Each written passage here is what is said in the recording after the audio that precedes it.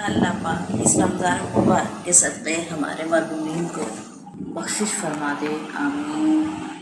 یا اللہ پاک ہم گنہگار بندے ہیں، یا اللہ اس رمضان مبارک کے صدقے وسیلے سے ہم نے گھر کی حاضری نصیب فرما، آمین یا رب العالمین۔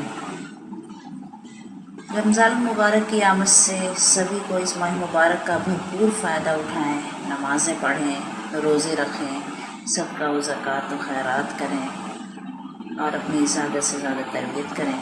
رمضان سے قبل گھر کے ساتھ دل کو بھی صاف کر لیجئے کہ رمضان کی برکتیں آپ زیادہ سے زیادہ سمیٹ سکیں۔ رمضان نام نہیں ہے بھوکے رہنے کا، یہ نام ہے خود کو پاک کرنے کا۔ اللہ تعالیٰ فرمائے گا، ہر اس شخص کو دوزخ سے نکال دو جس نے مجھے ایک دن بھی یاد کیا ہو یا مجھ سے کسی مقام پر بھی ڈرا ہو۔ جب تم 3 آدمی ساتھ رہو تو تم میں سے 2 آدمی تیسرے کو اکیلا چھوڑ کر کان میں بات اور سرگوشی نہ کریں، کیونکہ یہ اسے رنج و غم میں مبتلا کر دے گا۔ بدترین گھر وہ ہے جس میں کسی یتیم سے برا سلوک کیا جاتا ہو۔ تندرستی کی حالت میں آدمی کا 1 درہم صدقہ کرنا موت کے وقت 100 درہم صدقہ کرنے سے افضل ہے۔